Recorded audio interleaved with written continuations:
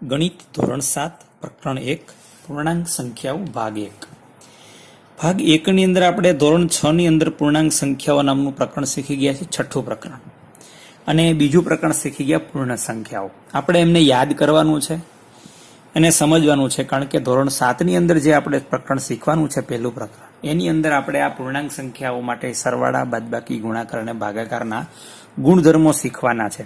તો એ ગુણધર્મો શીખતા પહેલા ધોરણ 6 ની અંદર આપણે પૂર્ણાંક સંખ્યાઓના સરવાળા બાદબાકી કરતા શીખી ગયા, સંખ્યા રેખાની મદદથી અને સંખ્યા રેખાની મદદ વગર.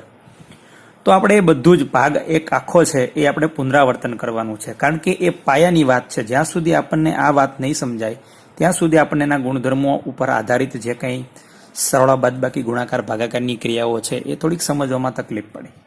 એટલા માટે આ પ્રકરણ થોડુંક સમજવા માટે ડિફિકલ્ટ છે.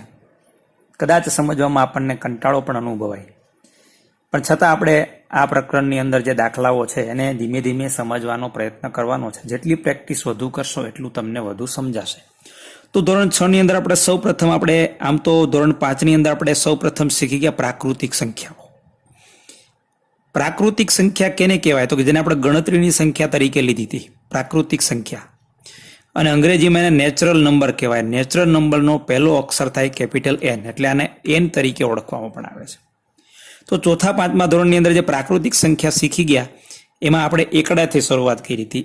1, 2, 3, 4 આમ અનંત સુધી વિસ્તરેલી છે, બરાબર. વગેરે સંખ્યાઓને પ્રાકૃતિક સંખ્યા અથવા તો ગણતરીની સંખ્યાઓ કહેવામાં આવે છે. પછી જો આપણે ધોરણ 6 ની અંદર શીખ્યા પહેલું જ પ્રકરણ, બીજું પ્રકરણ પૂર્ણ સંખ્યાઓ. પૂર્ણ સંખ્યાઓ શીખ્યા. તો પૂર્ણ સંખ્યા એટલે શું? એને અંગ્રેજીમાં whole number, WHOLE, whole number એટલે કે W તરીકે ઓળખવામાં આવે છે. આ પ્રાકૃતિક સંખ્યામાં એક સંખ્યા ઉમેરાઈ જાય, 0, એટલે આપણને પૂર્ણ સંખ્યાઓ મળે. તો આ 0, 1, 2, 3, 4, 5 એમ અનંત સુધી વિસ્તરેલી છે આ સંખ્યાઓ. તો બધી પ્રાકૃતિક સંખ્યાઓ આ પૂર્ણ સંખ્યાની અંદર છે.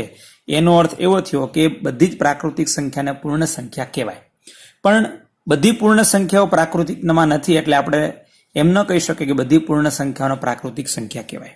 બીજી વાત, સૌથી નાની પ્રાકૃતિક સંખ્યા 1, સૌથી મોટી પ્રાકૃતિક સંખ્યા મળે નહીં, કારણ કે એક ઉમેરે, દાખલા તરીકે કોઈ એમ કે 1 લાખ સૌથી મોટી પ્રાકૃતિક સંખ્યા છે, તો એમાં 1 ઉમેરીએ તો 1 લાખ 1 મળે, જે એનાથી મોટી પ્રાકૃતિક સંખ્યા છે. એવી રીતે સૌથી નાની પૂર્ણ સંખ્યા 0 છે અને મોટી પૂર્ણ સંખ્યા મળે નહીં. આવું આપણે ધોરણ 6 ની અંદર શીખી ગયા છે. ત્યાર પછી ધોરણ 6 ની અંદર આપણે શીખ્યા પૂર્ણાંક સંખ્યાઓ, છઠ્ઠું પ્રકરણ. એ પૂર્ણાંક સંખ્યાઓ એટલે શું એને આપણે અહીંયા સમજીએ. એની અંદર 3 પ્રકારની સંખ્યાઓ આવે. પૂર્ણાંક સંખ્યાઓને ઇન્ટીજર તરીકે, એટલે કે આમ તો Z તરીકે ઓળખવામાં આવે છે એના ગણને, અને ઇન્ટીજર નંબર પણ કહેવામાં આવે છે. તો આ 0, આ 1, 2, 3, 4 એમ આ બાજુ અનંત સુધી. એવી રીતે 0 થી નાની સંખ્યા -1, 0 થી એના -1 થી નાની સંખ્યા -2, -2 થી નાની -3, -3 થી નાની -4 એમ આ બાજુ નાનામાં નાની સંખ્યા આવતી જાય. આ બધી સંખ્યાઓને પૂર્ણાંક સંખ્યા કહેવાય. આવું આપણે છઠ્ઠા ધોરણની અંદર શીખી ગયા. આ બધી જ સંખ્યાઓ જે છે આમ અનંત સુધી વિસ્તરેલી છે એને કહેવાય ધન પૂર્ણાંક. ધન પૂર્ણાંક અથવા પ્રાકૃતિક. આ બાજુ 0 ની આ બાજુ ડાબી બાજુ બધી સંખ્યાઓ જે છે અનંત સુધી વિસ્તરેલી છે એને કહેવાય ઋણ પૂર્ણાંક. ઋણ પૂર્ણાંક સંખ્યા, કારણ કે આપણે અપૂર્ણાંક સંખ્યા પણ છઠ્ઠા ધોરણની અંદર શીખી ગયા, 7મું પ્રકરણ. અને આ 0. તો આ 3 પ્રકારની સંખ્યાનો સમાવેશ પૂર્ણાંક સંખ્યાઓની અંદર થાય છે. આ જ વસ્તુને આપણે સંખ્યા રેખા ઉપર જ્યારે દર્શાવીએ છીએ ત્યારે આવી રીતે લખીએ છીએ. આ સંખ્યા રેખા છે, આ જે બંને બાજુ તીરની નિશાની, એનો અર્થ એવો થયો કે સંખ્યા રેખા બંને બાજુ અનંત સુધી વિસ્તરેલી છે. આ બરાબર સંખ્યા રેખાની વચ્ચે 0 આવેલો છે. 0ની જમણી બાજુએ ધન પૂર્ણાંકો, એટલે કે જેમ જમણી બાજુએ જઈએ તેમ સંખ્યા કેવી આવતી જાય છે? મોટી મોટી. જેમ ડાબી બાજુએ જઈએ તેમ નાની. 0ની ડાબી બાજુ આવે તો પણ નાની. -1 0 કરતા -1 નાની છે, -1 કરતા -2 નાની છે, -2 કરતા -3 નાની છે, -3 કરતા -4 નાની છે. એમાં આ બાજુ પણ અનંત સુધી સંખ્યાઓ વિસ્તરેલી છે. જેમ ડાબી બાજુ જઈએ સંખ્યા રેખા ઉપર એમ નાની સંખ્યા આવે, જેમ જમણી બાજુ જઈએ એમ સંખ્યા રેખા ઉપર મોટી સંખ્યા આવે. આ બાજુ જઈએ એટલે કે -4 થી મોટી -3, -3 થી મોટી -2, -2 થી મોટી -1, -2 થી 1 થી મોટી 0, 0 થી મોટી -1, 0 થી મોટી 1, 1 થી મોટી 2. આ બાજુ ડાબી બાજુ જઈએ એમ સંખ્યા નાની આવે. 4 થી નાની 3, 3 થી નાની 2, 2 થી નાની 1, 1 થી નાની 0, 0 થી નાની -1, -1 થી નાના -2, -2 થી નાના -3 ને -3 થી નાના -4, -4 થી નાના -5 એમ અનંત સુધી વિસ્તરેલી હોય છે. તો આપણને ખબર છે કે આ શૂન્ય છે એ ધન પૂર્ણાંક પણ નથી અને ઋણ પૂર્ણાંક પણ નથી. તો આ બધી સંખ્યાઓને પૂર્ણાંક સંખ્યાઓ કહેવાય. અને આની વિશે પણ આપણે શીખી ગયા કે સૌથી નાની પૂર્ણાંક સંખ્યા ન મળે, કારણ કે આ બાજુ જેમ જઈએ એમ સંખ્યાઓ આવતી જાય. સૌથી મોટી પણ પૂર્ણાંક સંખ્યા મળતી નથી. આવું આપણે ધોરણ 6 ની અંદર બધું શીખી ગયા છે. આ ઉપરાંત આપણે સરવાળા અને બાદબાકી શીખ્યા છીએ પૂર્ણાંક સંખ્યાઓના સરવાળા સંખ્યા રેખાની મદદથી શીખ્યા છીએ અને સંખ્યા રેખાની મદદ વગર પણ શીખ્યા છીએ. તો બંને પ્રકારના સરવાળા બાદબાકી હું તમને અહીંયા શીખડાવું છું. આપણે યાદ કરીએ છીએ. દાખલા તરીકે એવું કીધું હોય કે સરવાળો કરો, તો આપણે બે રીતે કરી શકીએ. સરવાળો કરો, પહેલી રીત છે સંખ્યા રેખાની મદદથી, એટલે કે સંખ્યા રેખાનો ઉપયોગ કરીને, સંખ્યા રેખાની મદદથી. આ બધું જ પુનરાવર્તન છે. દાખલા તરીકે આપણને દાખલો આપ્યો એવો કે 5 + 4. તમને ખબર પડી જાય 5 + 4 9 થાય, બરાબર છે. તો ખરેખર આ ધન પૂર્ણાંક છે ને આ પણ ધન પૂર્ણાંક છે. એમાં આ ધન પૂર્ણાંક આ નિશાની ઉમેરવાની છે. તો સૌ પ્રથમ આપણે સંખ્યા રેખા દોરવાની. સંખ્યા રેખા દોર્યા પછી 0, 1, -1, -2, -3, -4, એવી રીતે શૂન્યની જમણી બાજુ 1, 2, 3, 4, 5, 6, 7, 8 અને 9. કેવી રીતે આપણે આનો સરવાળો કરતા હતો કે પહેલા આપણું આ સ્ટેશન, એટલે કે ત્યાં ઊભું રહી જવાનું. કોઈ પણ જગ્યાએ જવું હોય તો આપણે બસ સ્ટેન્ડે પહેલા જઈએ. પછી ડાબી બાજુ જવું કે જમણી બાજુ, એના માટે આપણે જોવાનું તો કે ઉમેરવાનું છે. પણ શું ઉમેરવાનું છે? તો કે ધન પૂર્ણાંક ઉમેરવાનો છે. આની આગળ નિશાની નથી, આ તો ધન પૂર્ણાંક એટલે કે વત્તા કહેવાય. જ્યારે ધન પૂર્ણાંક ઉમેરવો હોય ત્યારે આપણે જમણી બાજુ જઈએ, એટલે કે આ બાજુ જઈએ. કેટલા એકમ? તો કે જેટલા અંક છે એટલા 4 એકમ જઈએ. તો આ 1 અંક, 1 એકમ, 2 એકમ, 3 એકમ ને 4 એકમ અહીંયા સુધી આવવાનું છે. આ બાજુ જઈએ છીએ તો આપણે જમણી બાજુ ચાલ્યા. તો આપણે આને લખીએ છીએ. કેવી રીતે લખીએ છીએ કે અહીં ધન પૂર્ણાંક 4 ની વાત છે. ધન પૂર્ણાંક એટલે 4. ધન પૂર્ણાંક ઉમેરવો છે. તેથી ક્યાંથી? તો કે 5 થી જમણી બાજુ ખસવું પડે. કેટલા એકમ? તો કે 4. તો આપણે લખીએ છીએ 5 થી 4 એકમ અથવા ડગલા જમણી બાજુ ખસતા કોણ આવે છે? 9 આવે છે. કેવા 9? +9 આવે છે. માટે આપણો જવાબ થઈ ગયો 5 + 4 = 9. આ સંખ્યા રેખાની મદદથી કામ કર્યું. આનો આ જ દાખલો સંખ્યા રેખાની મદદ વગર, સંખ્યા રેખાની મદદ વગર સરવાળો. તો આપણી રકમ છે 5 + 4. બધા જ પાસે, બંને પાસે એક એક નિશાની. બરાબર યાદ રાખજો, કારણ કે જ્યારે બીજા દાખલા આવશે ત્યારે ખબર પડશે કે કેમ એક એક નિશાની બોલું છું. આ 5 ની આગળ કોઈ પણની નિશાની, આ નિશાની જે છે આની નથી, આની નિશાની આની આગળ હોય. આ જે નિશાની છે એ અહીં ઉમેરવાની છે. આમ તો આની પાસે વત્તાની નિશાની છે, આમ પણ લખી શકું, કારણ કે આ પોતે ધન પૂર્ણાંક છે. બરાબર, આમ લખું 5 + 4 લખું, અથવા આમ પણ લખી શકું. 5 માં ઉમેરવાના છે કોને? તો કે +4, એટલે કે ધન પૂર્ણાંકને. આ બે એક જ છે. તો 5 + 4 બે પાસે એક એક નિશાની છે. કેવી છે? તો કે સરખી. આ વત્તા છે ને આ વત્તા. જ્યારે સરખી નિશાની હોય ત્યારે ઉમેરવાની ક્રિયા કરવાની. 5 માં 4 ઉમેરો કેટલા થાય? 9. પણ 9 જે જવાબ આવ્યો એને નિશાની આપવી પડે. કોની આપશું? તો કે બંને જેવા છે એવા. બે વત્તા છે એટલે જવાબ વત્તા. અહીંયા આગળ વત્તા કરવાની જરૂર નહીં, કરો તો પણ વાંધો નહીં.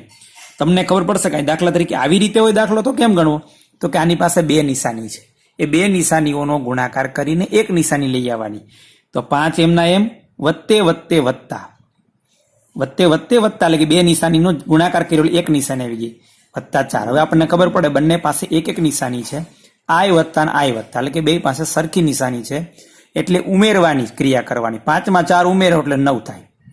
આ 9 ને નિશાની આપવી પડે. કોની આપશું, તો કે ઉમેરવાની જ્યારે ક્રિયા કરી હોય ત્યારે બંનેની પાસે જે નિશાની હોય એટલે બે વત્તા એટલે જવાબ વત્તા આવશે. તમે આમ ડાયરેક્ટ હોય કે આમ હોય પરિણામ સરખું મળવાનું છે. બરાબર, આ ઉમેરવાની વાત થઈ. હવે પાછો માની લ્યો કે બીજો દાખલો જોઈએ, સંખ્યા રેખાની મદદથી ઉમેરવાની જ ક્રિયા, પણ માની લ્યો કે આવું આપ્યું હોય 5 વત્તા ઓછા 4. આ પેલું ઉદાહરણ માની લઈએ, આ બીજું ઉદાહરણ માની લઈએ, આ ત્રીજું ઉદાહરણ. હવે તમે જોઈ શકો છો અહીંયા ઉમેરવાની ક્રિયા આ છે, પણ કેવા ઉમેરવાના છે, તો કે ઋણ પૂર્ણાંક. આ જ વસ્તુને આપણે સંખ્યા રેખાની મદદથી જ્યારે કરવું હોય ત્યારે આપણે શું કરવું પડે, તો કે આ 0, આ -1, આ -2, આ -3, -4 એવી રીતે આ બાજુ 1, 2, 3, 4, 5. હવે બરાબર સમજવાનું છે કે આપણે ઉમેરવું તો છે, પણ કોને ઉમેરવાનું છે, તો કે ઋણ પૂર્ણાંક ઉમેરવાનો છે. જ્યારે ઋણ પૂર્ણાંક ઉમેરવાનો હોય ત્યારે ડાબી બાજુ ખસવું પડે. ધન પૂર્ણાંક ઉમેરવાનો હોય તો જમણી બાજુ ખસ્યા, ઋણ પૂર્ણાંક ઉમેરવાનો હોય તો ડાબી બાજુ. આ દિશાઓ યાદ રાખવાની છે સંખ્યા રેખા માટે. તો આપણું સ્ટેશન કોણ છે, તો કે 5. અહીંયા ઉભા રહી ગયા. હવે શું કરવાનું છે, ઉમેરવાનું છે. તો બરાબર, પણ કેવો પૂર્ણાંક ઉમેરવાનો છે, કે ઋણ.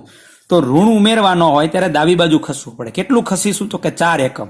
અહીંથી આવ્યા એટલે 1 એકમ, 2 એકમ, 3 એકમ ને 4 એકમ. અહીંયા સુધી પહોંચવાનું છે. આપણે અહીંથી ઉપડ્યા, આ બાજુ આવ્યા, એટલે કે દિશા આ થઈ. તો હવે આપણે લખીએ કે અહીં ઉમેરવાનો તો છે, પણ કેવો, અહીંયા ધન હતો, અહીંયા ઋણ. અહીં ઋણ પૂર્ણાંક ઉમેરવો છે.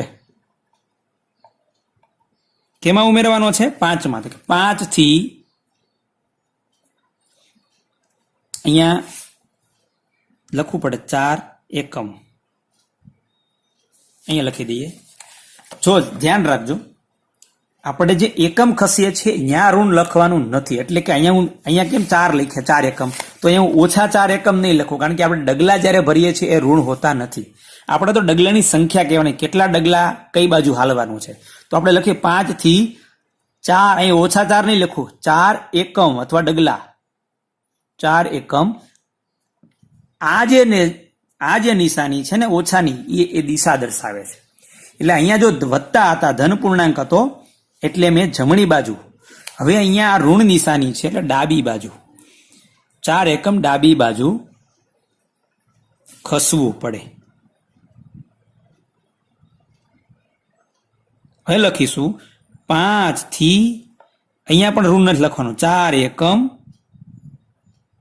ડાબી બાજુ ખસતા કોણ આવે છે, 1 આવે છે.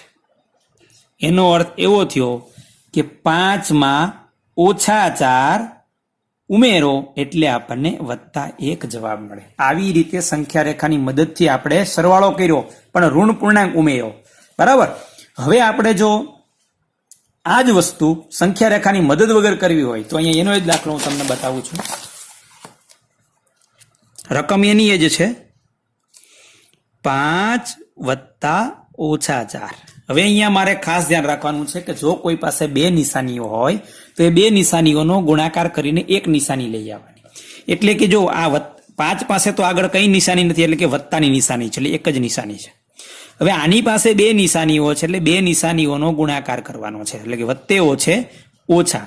હવે આ બે નિશાની નીકળીને એક નિશાની આવી ગઈ 4. હવે આપણને ખબર પડે કે 5 માંથી 4 જાય તો 1 વધે, પણ જે 1 આવ્યો છે એને આપણે નિશાનીનો જે જવાબ આવ્યો એને નિશાની આપવી પડે. તો કોની આપશું, જ્યારે બાદબાકીની ક્રિયા કરીએ 5 માંથી 4 ને કાઢીએ ત્યારે મોટાની નિશાની, મોટું કોણ છે 5, એ કેવા છે તો કે વત્તા, એટલે આ જવાબ 1 પણ વત્તા. બરાબર. એટલે બાદ બાકી કરીએ ત્યારે મોટાની નિશાની આપવાની, જ્યારે સરવાળાની ક્રિયા કરીએ ત્યારે જે બેની સરવાળો કર્યો છે એની પાસે જે નિશાનીઓ છે વત્તાની હોય તો જવાબ વત્તા આવે, બે ઓછા હોય તો જવાબ ઓછા આવે. હવે આપણે બાદ બાકીની વાત કરીએ.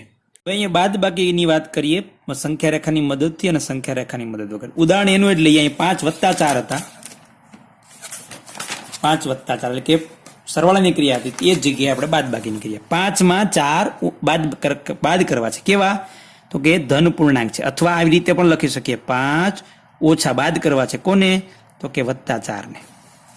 તો આપણને ખબર છે કે આપણું સ્ટેશન 5 છે, બાદ કરવાના છે. કેવો પૂર્ણાંક? ધન પૂર્ણાંક. એટલે આપણે ડાબી બાજુ ખસવાનું. પહેલાથી ઉલટો, ધન પૂર્ણાંક ઉમેરો હોય તો જમણી બાજુ, ધન પૂર્ણાંક બાદ કરવો હોય તો ડાબી બાજુ. ડાબી બાજુ કેટલા એકમ? તો કે 4. 1 2 3 ને 4, એટલે આપણો જવાબ આવશે 1. તો આપણે અહીં લખી શકીએ કે અહીં આ બાદ બાકીની નિશાની છે, આના પૂર્ણાંક છે. કેવો? તો કે ધન પૂર્ણાંક. અહીં ધન પૂર્ણાંક બાદ કરવો છે, તેથી આપણું સ્ટેશન કોણ છે? 5 થી કેટલા એકમ? તો કે 4 એકમ. કઈ બાજુ? ડાબી બાજુ ખસવું પડે. આપણને એમ ખબર પડી જાય કે 5 માંથી 4 જાય તો 1 વધે, એટલે 1 જવાબ આવી જાય. ખસવું પડે. 5 થી 4 એકમ ડાબી બાજુ ખસતા 1 આવે. તો આપણે લખી શકીએ કે 5 ઓછા 4 બરાબર 1. સંખ્યા રેખાની મદદ વગર જો આપણે આને દાખલો કરવો હોય તો કે સીધું જ આવે. એક જ નિશાની છે, બેની વિરુદ્ધ નિશાની, આ વત્તા ઓછા વિરુદ્ધ નિશાની બાદ બાકીની ક્રિયા. એટલે કે 5 મોટામાંથી નાનું બાદ. મોટું કોણ છે? 5. એમાંથી 4 કાઢો, કેટલા વધે? 1. જવાબની નિશાની મોટાની. મોટું કોણ છે? તો કે 5. એ કેવા છે? તો કે વત્તા, એટલે જવાબ +1. આવી જ રીતે જો આપણને કીધું હોય આપણે ધન પૂર્ણાંક બાદ કર્યો અને આપણને કીધું હોય કે ઋણ પૂર્ણાંક બાદ કરો, આવી રીતે આપ્યું હોય તો ત્યારે ખાસ ધ્યાન રાખવાનું છે કે ધન પૂર્ણાંક ઉમેરવો હોય તો જમણી બાજુ ખસીએ છીએ, એમ ઋણ પૂર્ણાંક બાદ કરવો હોય તો આપણે જમણી બાજુ ખસવું પડે. આ બાજુ -1 -2 -3, આ બાજુ 1 2 3 4 5 6 7 8 9. તો અહીંયા આપણને ખબર છે કે બાદ કરવો છે, પણ કેવો છે? તો કે ઋણ પૂર્ણાંક. ઋણ પૂર્ણાંક બાદ કરવો હોય તો જમણી બાજુ. ક્યાંથી? તો કે આપણું સ્ટેશન કોણ છે? 5. ત્યાંથી જમણી બાજુ કેટલા એકમ? 4. 1 2 3 ને 4, તો કોણ આવે છે? 9. કેવા? તો કે વત્તા. તો આપણે લખી શકીએ કે અહીં ઋણ પૂર્ણાંક બાદ કરવો છે, તેથી ક્યાંથી? તો કે સ્ટેશન 5 થી. બરાબર ધ્યાન રાખજો, એકમ છે ધન જ લખાય, ઋણ ન લખાય. 4 એકમ, ઓછા 4 નહીં લખવાના. જમણી બાજુ ખસવું પડે. લખવાનું 5 થી 4 એકમ જમણી બાજુ ખસતા કોણ આવે છે? 9 આવે.